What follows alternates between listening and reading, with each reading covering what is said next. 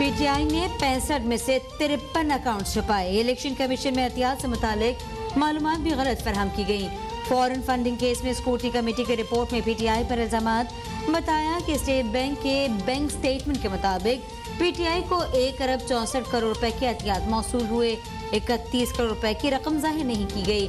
साल 2012-13 की audit report पर कोई तारीख दर्ज नहीं, जो कि अकाउंटिंग मयार के मुनाफी है। ऑडिट फर्म की फराहम करदा कैश रसीदें भी बैंक अकाउंट्स के मुताबिक नहीं।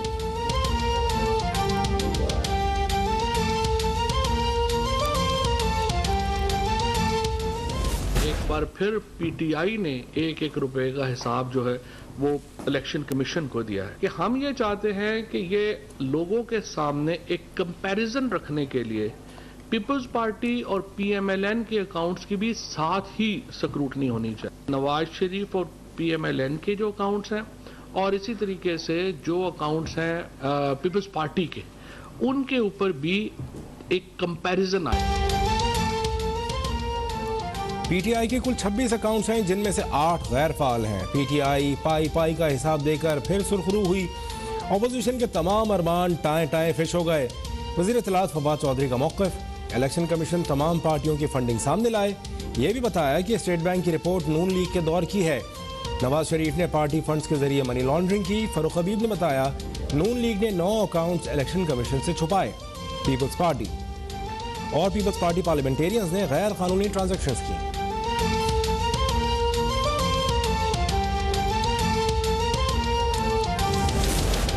दर पे इंकशाफात, लीक्स और सबूतों के अंबार इमरान समेत पूरी पीटीआई को फारिग करने के लिए काफी हैं। इमरान खान ने न सिर्फ चोरी छुपाई बल्कि आवाम की जेबों पर डाका भी डाला।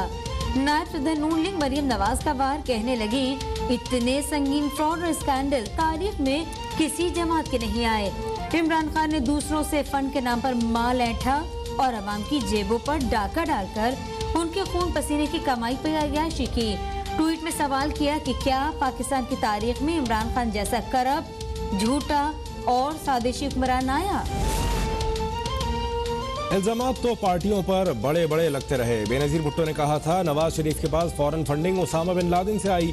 विफाकी वजीर मनसूबाबंदी असद उमर की इलेक्शन कमीशन के बाहर मीडिया से गुफ्तगू। कहा इलेक्शन कमीशन तारीखी काम कर रहा है, केस को शफाफ और गैर जानिबदार तरीके से चलाया जाए।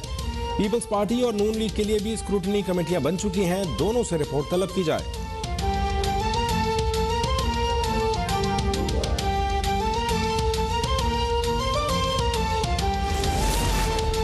ममनुआ फंडिंग साबित हो जाए तो पार्टी तहलील भी हो सकती है, लेकिन इसके लिए ये साबित करना जरूरी है कि पार्टी फंडिंग को दानिस्ता तौर पर छुपाया गया।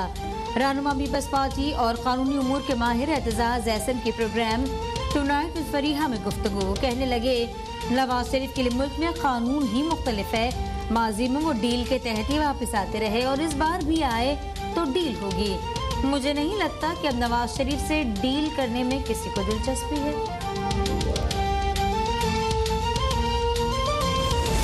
ईमानदारी का मेकअप इमरान नियाजी ने और पीटीआई ने अपने चेहरे पे सजाया हुआ है।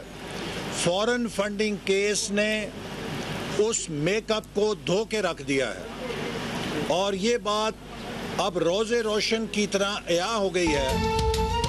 तहरीक इंसाफ की चोरी पकड़ी गई। इमरान खान बड़े मिस्टर क्लीन और शफाफियत के चैंपियन बनते थे, लेकिन आज उनका मेकअप धुल गया। लीगी रहनुमा एहसन इकबाल का दावा, कहा हकीकत सामने आने पर पीटीआई रहनुमा दूसरों पर कीचड़ उछाल रहे हैं। तहरीक इंसाफ इतनी खौफजदा थी कि बार बार स्क्रूटनी कमेटी की तहकीकात रुकवाने की इस्तदा करती रही। दरख्वास्त गुजार अकबर एस बाबर बोले, इलेक्शन कमीशन सबूतों की बिना पर फौरी फैसला करे।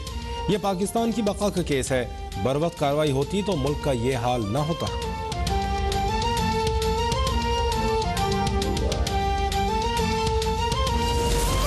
मनी लॉन्ड्रिंग केस में शहबाज शरीफ और हमजा शहबाज की जमानत में फिर 14 जनवरी तक तौसी। लाहौर की बैंकिंग कोर्ट का केस में तहकीकात मुकम्मल न होने पर इजहार बरहमी। जज ने कहा 16 माह में भी तहकीकात मुकम्मल न होने पर क्यों न पूरी FIA टीम को शोकॉज नोटिस जारी कर दें। 14 जनवरी तक मुकम्मल चालान पेश करने का हुक्म। आइंदा समात पर फरीकैन के वकला को मजीद दलाइल के लिए भी तलब कर लिया।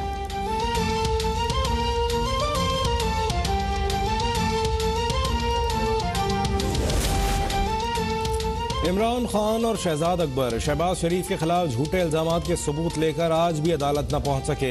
कहां हैं सबूतों से भरे संदूक और ट्रक? तर्जुमान नून लीग मरियम औरंगजेब का वार। बोली हुकूमत ने 12 माह शहबाज शरीफ को नाहक जेल में कैद रखा मगर कोई सबूत न पेश कर सकी। अब FIA 16 माह से तफ्तीश मुकम्मल नहीं कर पा रही। इमरान खान 100 साल भी तफ्तीश करें तो करप्शन नहीं मिलेगी।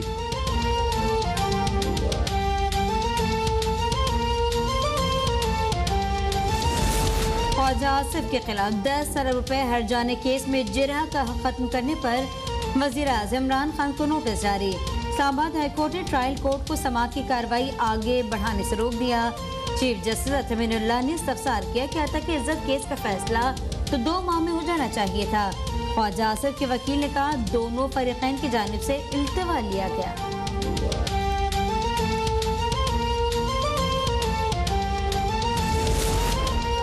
पाकिस्तान 3 साल से बदतरीन महंगाई की लपेट में है, लेकिन वजीर आजम बनने के बाद इमरान खान की आमदन में इजाफा हो गया।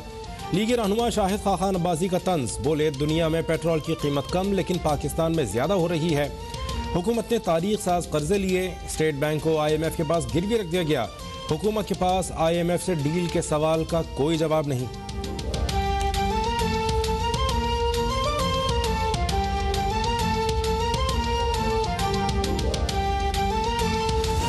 ये जो 10 अरब बिलियन ट्री सुनामी जो हमारी है, ये इसलिए ज़रूरी है कि पाकिस्तान का पहली फॉरेस्ट कवर बहुत कम है और फिर हमने जब डिजिटल कैडेस्ट्रल मैपिंग की पहली दफ़ा पाकिस्तान की तो पता चला कि जिनको हम जंगल समझते थे वो जंगल भी कई गायब हो चुके हैं।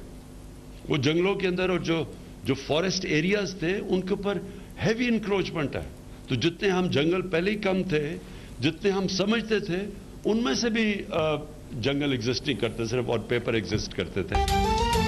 पाकिस्तान उन 10 ममालिक में शामिल है जहां माहौलियात का मसला है। दुनिया ने एहतियात नहीं की तो मौसमियाती तब्दीली से फूड सिक्योरिटी भी मुतासर होगी। वजीर आज़म इमरान खान की वार्निंग। इस्लामाबाद में मौसमियाती तब्दीली से मुतालिक कॉन्फ्रेंस से खिताब में कहा हमें आने वाली नस्लों के लिए ग्लोबल वार्मिंग को रोकने की ज़रूरत है। शहरों का फैलना और जंगलात का कम होना इंतहाई खतरनाक है।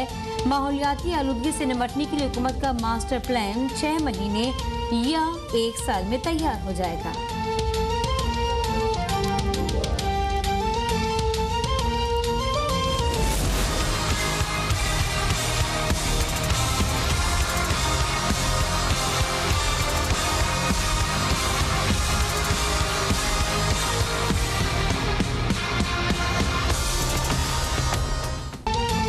कोरोना की 5वीं लहर ने कराची को निशाने पर रख लिया। शहर कायद में 4 रोज के दौरान मुस्बत केसेस की शरह 2 से बढ़कर 8.9% तक जा पहुंची। नए मरीजों की बड़ी तादाद में ओमिक्रॉन का शुबा। शहर में अब तक 101 मरीजों में ओमिक्रॉन की तस्दीक। महकमा सेहत की SOPs की खिलाफ वर्जियों के बायस वायरस के बढ़ते फैलाव पर सख्त इकदाम की वार्निंग।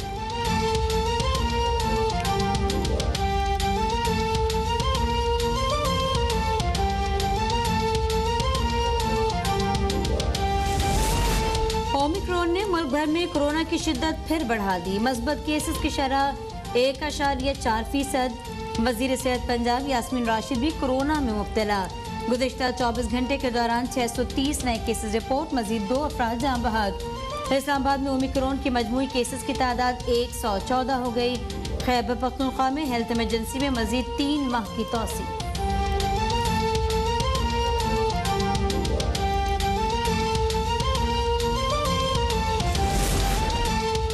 सुप्रीम कोर्ट ने कराची में मदीना मस्जिद को मिस्मार न करने की हुकूमती इस्तदा मुस्तरद कर दी। चीफ जस्टिस ने कहा पार्क से तजावुजात गिराने का हुक्म वापस नहीं होगा। हुकूमत सिंध चाहे तो मस्जिद के लिए मुतबादिल जमीन दे दे। जस्टिस काजी अमीन बोले जमीनों के कब्जे में मजहब का इस्तेमाल हो रहा है। आप हुकूमत के नुमाइंदे हैं, चाहते हैं आसमान गिर जाए लेकिन हुकूमत न गिरे। इबादत गाह और इकामत गाह में फ़र्क होता है। अदालत ने मामले पर हुकूमत सिंध से 3 हफ्ते में रिपोर्ट तलब कर ली।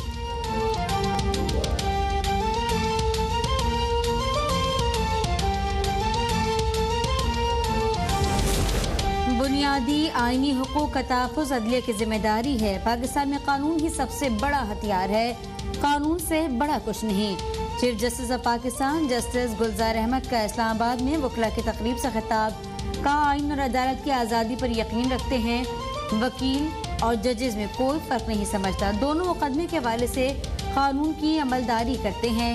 वकील का काम मुकदमे की पैरवी करना और अदालत का काम फैसला करना होता है।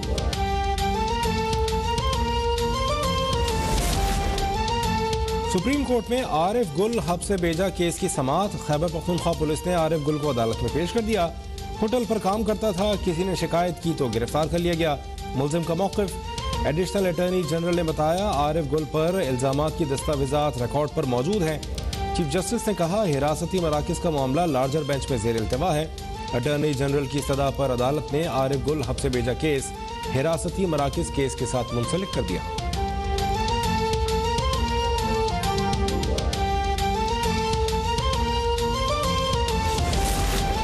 सिंध में बल्दियाती तरमीमी बिल के खिलाफ सिंध असेंबली के बाहर जमात इस्लामी का धरना 5वें दिन भी जारी। धरने में जमात इस्लामी के कारकुनान की बड़ी तादाद में शिरकत। सूबे के दीगर शहरों से भी कारकुनान की वफूद की धरने में शिरकत। अमीर जमात इस्लामी कराची हाफिज नईमुर रहमान ने कहा, सिंध असेंबली के काले कानून को किसी सूरत कबूल नहीं करेंगे।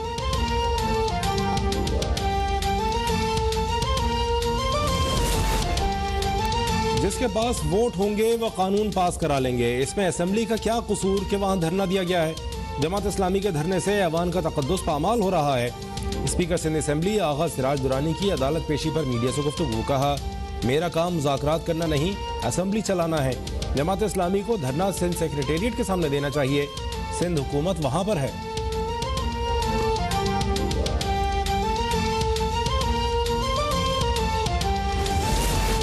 कल गवर्नर सिंध के भाई अदनान इस्माइल के बेटे को कुत्ते ने काट लिया, लेकिन उन्हें वैक्सीन नहीं मिल सकी।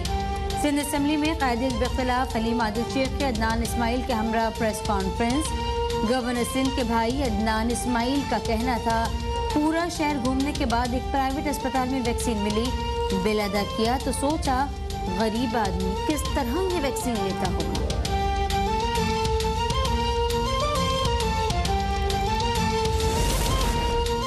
कराची के मुख्तलिफ इलाकों में बादल बरस पड़े। महकमा मौसमियात की कराची में कल गरज चमक के साथ बारिश की पेशगोई। ईरान से आने वाला हवा के कम दबाव का सिस्टम आज शाम तक कराची में बारिश बरसा सकता है। 7 जनवरी को बारिश बरसाने वाला दूसरा सिस्टम भी सिंध में दाखिल होने की पेशगोई। PDMA सिंध ने अलर्ट जारी कर दिया। मुताल्लिका इदारों को तैयार रहने की हिदायत।